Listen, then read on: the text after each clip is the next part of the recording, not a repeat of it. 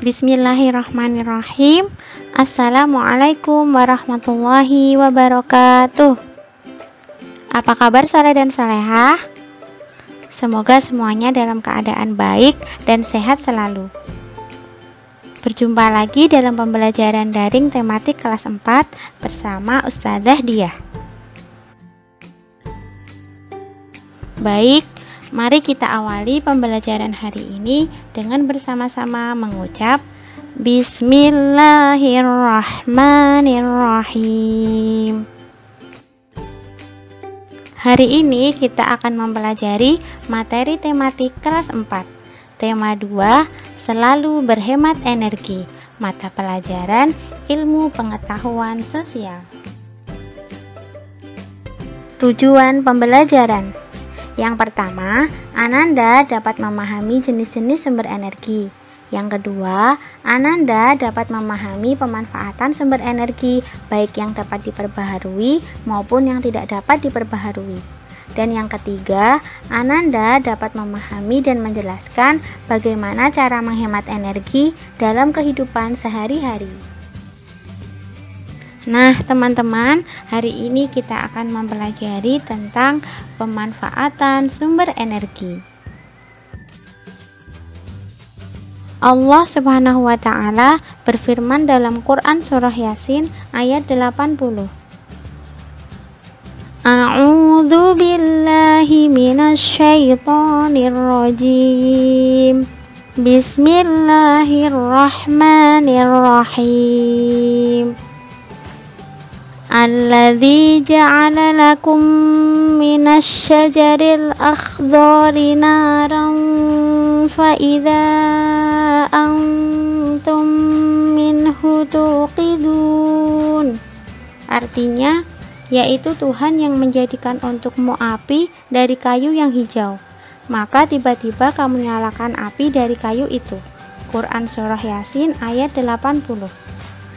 Saleh dan salehah, maksud dari firman Allah ini adalah bahwa kayu merupakan sumber api atau sumber energi yang dapat kita gunakan seterusnya. Memang kenyataannya, kayu bakar merupakan sumber energi selama masa peradaban manusia.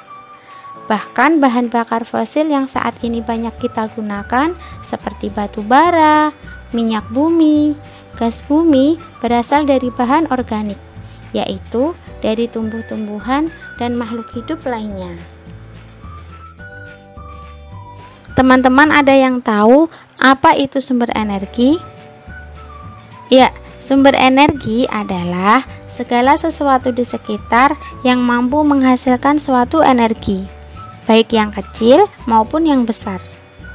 Sumber energi secara garis besar dibedakan menjadi dua.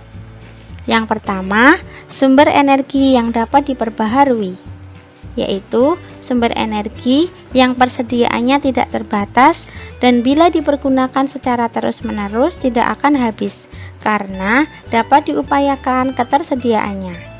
Contohnya, matahari, panas bumi, angin, dan lain-lain. Coba teman-teman cari lagi contoh sumber energi yang dapat diperbaharui. Nah, kemudian yang kedua adalah sumber energi yang tidak dapat diperbaharui, yaitu sumber energi yang terbatas dan jika sumber energi itu habis, maka tidak dapat diperbaharui atau tidak ada lagi. Contohnya, minyak bumi dan batu bara.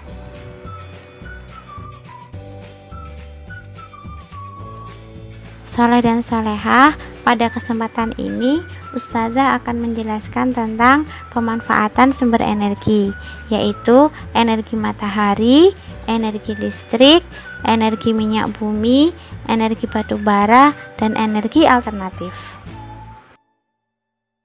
Energi matahari. Tahukah teman-teman bahwa matahari merupakan sumber energi yang sangat besar? Tumbuhan memanfaatkan cahaya matahari untuk membuat makanan. Sedangkan manusia dan hewan sangat bergantung kepada tumbuhan untuk memperoleh makanan. Jadi, dapat dikatakan bahwa semua makhluk hidup bergantung kepada matahari. Saleh dan salehah, Berikut ini adalah manfaat sinar matahari bagi kehidupan kita. Di antaranya, panas yang dipancarkan dari cahaya matahari memberikan suhu yang pas untuk keberlangsungan hidup di bumi. Bumi menerima panas matahari yang sesuai, sehingga dapat menjaga air tetap berbentuk cair. Dengan demikian, makhluk yang ada di bumi dapat memanfaatkan air untuk kehidupannya. Matahari memungkinkan adanya angin, siklus hujan, penentu cuaca, dan iklim. Cahaya matahari juga diperlukan oleh tumbuhan dalam proses fotosintesis. Matahari dimanfaatkan untuk pembangkit listrik tenaga surya. Panas matahari juga kita manfaatkan untuk menjemur pakaian setelah dicuci. Cahaya matahari juga dapat mengubah provitamin D menjadi vitamin D, terutama cahaya matahari di pagi hari. Nah, teman-teman, ternyata berjemur di pagi hari itu sangat bermanfaat untuk kesehatan kita. Beberapa pekerjaan juga memanfaatkan panas matahari, di antaranya petani garam, pengusaha ikan asin, dan pengusaha kerupuk. Matahari juga menjadi penyatu planet-planet dan benda angkasa lain di sistem tata surya yang bergerak atau berevolusi mengelilinginya. Berikutnya adalah energi listrik. Energi listrik merupakan salah satu kebutuhan penting dalam kehidupan kita. Tanpa adanya listrik, maka kehidupan manusia akan sangat terganggu. Di rumah kalian misalnya, banyak peralatan di rumah yang menggunakan listrik. Di antaranya ada lampu, televisi, setrika, kipas angin, dan lain-lain. Pemanfaatan energi listrik. Nah, teman-teman, coba kalian sebutkan contoh pemanfaatan energi listrik. Ya, benar. Di antaranya, yang pertama adalah listrik untuk penerangan. Peralatan listrik yang digunakan sebagai sumber penerangan pada umumnya adalah lampu. Di dalam dan di luar rumah, keberadaan lampu sangatlah penting.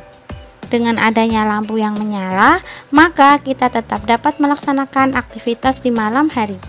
Misalnya, belajar, membaca, berbelanja ke warung, dan lain-lain. Kemudian yang kedua adalah listrik menghasilkan energi panas.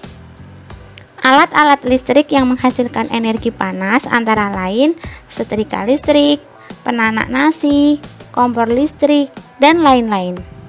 Alat-alat tersebut tentunya sangatlah penting. Bayangkan bila tidak ada setrika misalnya, maka pakaian yang kita pakai tidak akan rapi. Ketika pakaian yang kita pakai tidak rapi, maka kita pun akan merasa kurang percaya diri. Dan yang ketiga, listrik menghasilkan energi gerak.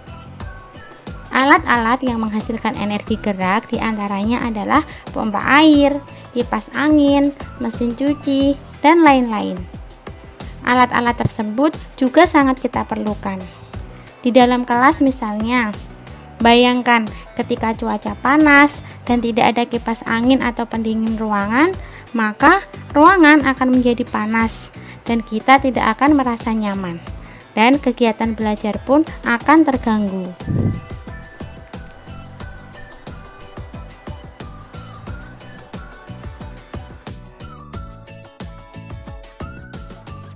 Selanjutnya adalah minyak bumi.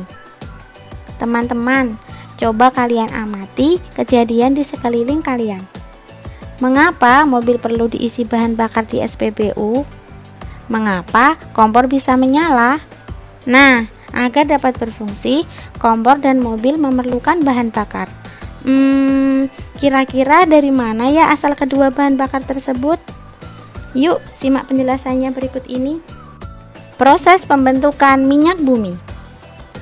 Soleh-solehah pernah dengar tentang ganggang? Ya, jadi ganggang hidup di danau air tawar dan laut. Nah, asal mula minyak bumi berasal dari ganggang atau alga ini. Soleh-solehah coba perhatikan gambar berikut. Ganggang hijau tumbuh di dasar danau dan lautan. Tumbuhan ini mengumpulkan energi dari sinar matahari melalui proses fotosintesis. Dan tumbuhan ini berjumlah sangat banyak. Selanjutnya, ganggang mati dan terendap membentuk batuan induk. Perhatikan gambar berikut ini. Ganggang-ganggang yang telah mati akan terendap di dasar cekungan sedimen sehingga membentuk batuan induk. Batuan induk adalah batuan yang mengandung karbon organik. Batuan ini bisa terbentuk dari pengendapan di danau, delta, atau dasar laut. Proses pembentukan karbon dari ganggang menjadi batuan induk ini sangatlah spesifik. Itulah sebabnya tidak semua cekungan sedimen akan mengandung minyak atau gas bumi.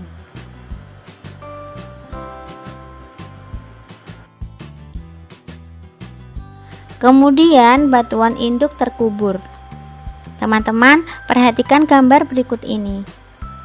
Batuan induk mengendap dan terkubur di bawah batuan lainnya selama jutaan tahun. Salah satu batuan yang mengubur batuan induk adalah batuan reservoir atau batuan sarang. Batuan sarang terdiri dari batu pasir, batu gamping, atau batuan vulkanik yang terdapat ruang berpori di dalamnya. Jika terus-menerus tertimbun, maka batuan induk yang mengandung karbon akan terpanaskan. Semakin dalam terkubur, maka suhunya semakin meningkat. Minyak bumi terbentuk pada suhu 50–180 derajat Celcius. Namun, tingkat kematangan terbaik berada pada suhu 100 derajat Celcius. Suhu tinggi tersebut akan memasak karbon yang ada menjadi gas.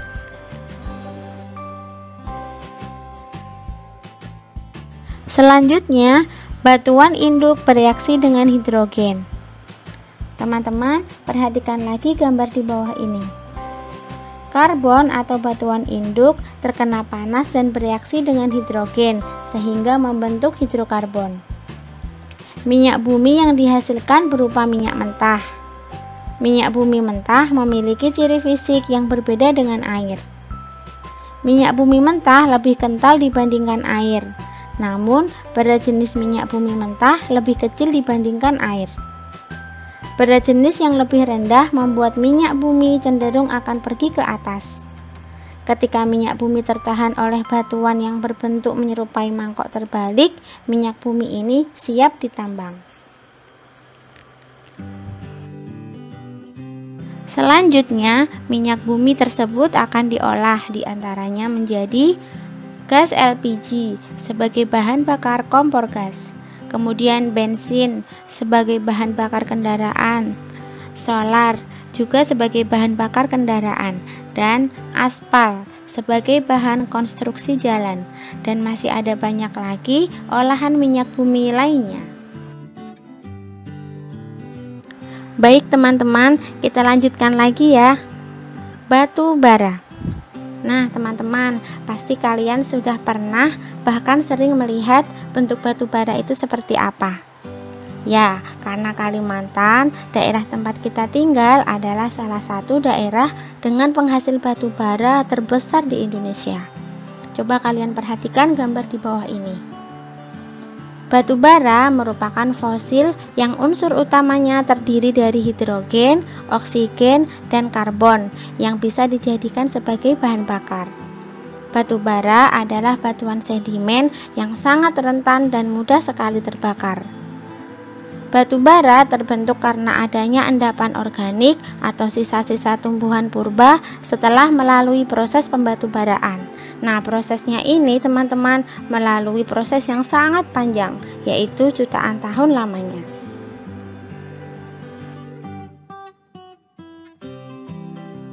Teman-teman, berikut adalah ciri batu bara bermutu tinggi.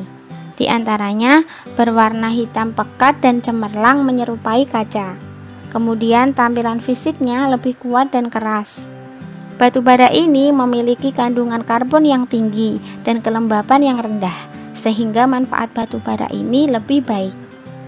Kemudian, manfaat batu bara diantaranya adalah sebagai bahan produksi baja dan besi, sebagai bahan bakar pembangkit listrik, sebagai bahan bakar cair, sebagai bahan bakar produksi semen. Kemudian sumber bahan bakar untuk tungku hemat energi yang bisa digunakan untuk kebutuhan rumah tangga atau industri kecil. Kemudian untuk pembuatan karbon aktif dan sebagai penyerap dalam daur ulang minyak pelumas bekas. Energi alternatif. Untuk mengatasi kekurangan bahan bakar minyak, manusia berupaya mencari sumber-sumber energi yang lain. Sumber-sumber energi yang lain ini disebut dengan energi alternatif. Sumber energi alternatif adalah energi pengganti yang dapat menggantikan peranan minyak bumi dan diharapkan tidak berdampak buruk bagi lingkungan. Nah, soleh dan solehah, energi alternatif yang sedang dikembangkan manusia adalah yang pertama, energi matahari. Dengan menggunakan peralatan yang canggih, energi matahari dapat diubah menjadi energi bentuk lain. Misalnya sel surya yang dapat mengubah energi matahari menjadi energi listrik. Sel surya sudah biasa dijumpai di atap-atap kantor, atap rumah sakit, dan atap hotel. Dengan menggunakan sel surya, kebutuhan listrik di sebuah rumah dapat dicukupi, sehingga penggunaan listrik melalui PLN dapat dikurangi. Teknologi baru dengan menggunakan matahari juga sedang dirintis. Energi matahari ini juga dapat digunakan untuk menggerakkan kendaraan. Nah, jika teknologi ini berhasil, lingkungan sangat diuntungkan karena mobil tenaga surya tersebut bebas polusi udara dan polusi suara. Energi alternatif yang kedua adalah energi angin. Angin adalah udara yang bergerak. Angin menyimpan energi yang besar. Manusia telah memanfaatkan energi angin sejak dahulu. Misalnya, untuk menggerakkan perahu, layang-layang, dan kincir angin. Saat ini, angin juga dimanfaatkan untuk membangkitkan energi listrik melalui alat yang disebut aerogenerator. Tetapi masih terbatas pada negara-negara tertentu.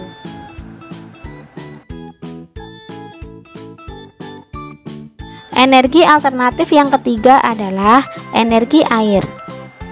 Air biasanya mengalir dari tempat tinggi ke rendah. Aliran air menghasilkan energi. Air yang bergerak dari sungai yang mengalir atau gelombang di lautan menyimpan energi yang besar. Aliran yang sangat deras dapat digunakan untuk menggerakkan turbin pada pusat pembangkit energi listrik. Putaran kincir air yang dihasilkan turbin dapat menggerakkan generator listrik sehingga energi listrik dapat dihasilkan. Pembangkit listrik tenaga air ini dikenal dengan singkatan PLTA. Energi alternatif yang keempat adalah energi bahan bakar bio. Energi bahan bakar bio merupakan energi yang berasal dari makhluk hidup, baik dari tumbuhan maupun hewan. Bahan bakar bio dari tumbuhan diantaranya tumbuhan berbiji yang mengandung minyak, misalnya bunga matahari, jarak, kelapa sawit, kacang tanah, dan kedelai. Minyak yang dihasilkan biasa digunakan sebagai campuran solar untuk menjalankan mesin diesel, sehingga disebut biodiesel. Sedangkan singkong, jagung, dan sagu dapat diubah menjadi bioetanol. Bioetanol ini dapat menggantikan penggunaan bensin atau premium. Bahan bakar bio juga dapat berasal dari kotoran hewan. Bahan bakar tersebut dikenal dengan nama biogas. Kotoran hewan yang ada dimasukkan ke dalam ruangan bawah tanah atau lubang. Penguraian kotoran hewan dengan bantuan bakteri akan dihasilkan gas metana yang digunakan sebagai bahan bakar kompor. Selain itu, bahan bakar ini dapat juga dimanfaatkan untuk bahan bakar kendaraan bermotor. Selanjutnya adalah energi alternatif yang kelima, yaitu energi panas bumi. Energi panas bumi atau energi geotermal adalah energi yang berasal dari panas yang tersimpan di bawah permukaan bumi. Pusat bumi terbentuk dari lapisan batuan yang sangat panas. Hal itu menunjukkan bahwa bumi merupakan sumber energi panas yang sangat besar. Pengembangan energi geotermal saat ini hanya layak di daerah dekat lempeng tektonik.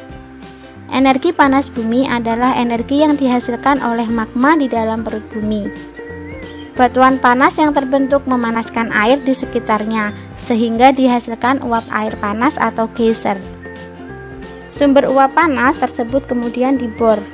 Setelah disaring, uap panas yang keluar dari lubang pengoboran dapat digunakan untuk menggerakkan turbin yang memutar generator, sehingga dihasilkan energi listrik. Energi alternatif yang terakhir adalah gelombang laut. Gelombang laut termasuk energi gerak yang besar. Saat menumbuk pantai, gelombang laut menghasilkan energi yang besar. Energi ini dapat dimanfaatkan untuk membangkitkan tenaga listrik. Pembangkit listrik yang memanfaatkan gelombang laut disebut pembangkit listrik tenaga gelombang air laut atau disingkat dengan PLTGL. Baik, Soleh dan Solehah, sudah paham ya tentang sumber energi dan pemanfaatannya? Nah, Soleh dan Solehah, kita juga harus bijak dalam menggunakan energi. Cara untuk menghemat energi diantaranya adalah: yang pertama, gunakan air secukupnya. Misalnya, biasakan menggunakan air di saat mandi maupun aktivitas lainnya dengan menggunakan air secara wajar dan jangan menghambur-hamburkannya. Kemudian yang kedua, matikan mesin air. Jangan lupa selalu mematikan mesin air jika bak mandi atau tempat penyimpanan air yang lainnya telah terisi penuh. Kemudian yang ketiga, matikan peralatan listrik jika tidak digunakan. Dengan mematikan peralatan listrik di rumah bila tidak kita gunakan adalah salah satu cara menghemat energi. Yang keempat, gunakan peralatan rumah tangga yang hemat energi. Ketika kita membeli peralatan rumah tangga, pilihlah yang hemat energi. Kemudian yang kelima, gunakan kendaraan secara bersama-sama. Dalam satu keluarga misalnya, dengan menggunakan kendaraan secara bersama-sama, lebih dapat menghemat energi daripada setiap orang menggunakan kendaraannya masing-masing. Dan yang keenam, kurangi penggunaan kendaraan. Jika kita ingin bepergian dengan jarak tempuh yang tidak terlalu jauh, hindari menggunakan kendaraan bermotor. Gunakanlah alat transportasi yang lain, misalnya sepeda, atau bisa dengan berjalan kaki. Selanjutnya adalah cara menghemat energi di dapur. Di antaranya adalah: yang pertama, manfaatkan waktu nyala kompor secara efisien. Gunakan kompor secara bijaksana dengan meminimalkan waktu nyala kompor. Jangan menyalakan kompor jika belum meletakkan panci atau wajan di atas kompor atau belum menyiapkan bahan makanan yang akan dimasak. Yang kedua, jangan membuka kulkas terlalu lama atau terlalu sering. Kulkas mempertahankan suhu yang diinginkan dengan bantuan kompresor. Saat kulkas tertutup, kompresor hanya bekerja sebentar untuk mempertahankan suhu. Saat kulkas dibuka, maka suhu dalam ruang kulkas akan naik karena pengaruh udara dari luar. Hal ini akan mengaktifkan kompresor untuk mendinginkan kembali ruang dalam kulkas. Semakin lama kulkas dibuka, maka akan semakin besar kenaikan suhu ruang kulkas dan semakin lama kompresor aktif untuk mengembalikan suhu ruang kulkas seperti semula. Demikian pula jika kulkas sering dibuka. Yang ketiga, pilih alat listrik daya rendah. Menggunakan alat dapur listrik seperti oven listrik, blender, mixer, atau alat dapur lainnya dapat membantu memudahkan kita untuk mengolah makanan. Maka kita dapat memilih alat listrik yang berdaya rendah. Kemudian yang keempat, kurangi penggunaan alat listrik. Kita dapat menggunakan blender untuk menghaluskan bumbu. Namun, jika kita hanya perlu bumbu halus yang tidak banyak, menggunakan ulekan tradisional cukup efektif untuk menghaluskan bumbu dalam waktu singkat. Kemudian yang kelima adalah masak sekali dalam sehari. Masak sekali sehari tidak hanya menghemat waktu, tetapi juga membantu kita menghemat energi bahan bakar kompor. Yang selanjutnya adalah matikan kompor sebelum masakan matang sempurna. Biarkan masakan berada di atas kompor beberapa menit sebelum diangkat. Hal ini akan membantu kita menghemat energi dengan menghemat bahan bakar kompor. Dan yang terakhir adalah gunakan ceret peluit untuk memasak air. Dengan menggunakan ceret peluit, maka kita akan segera tahu bahwa air sudah matang, sehingga kita bisa segera mematikan kompor untuk menghemat energi atau bahan bakar. Soleh-solehah, dengan kita menghemat energi dari sekarang, berarti kita telah menjaga ketersediaannya di masa depan. Baik, soleh dan solehah, demikianlah penyampaian materi dari Ustazah hari ini. Semoga dapat difahami dan bermanfaat.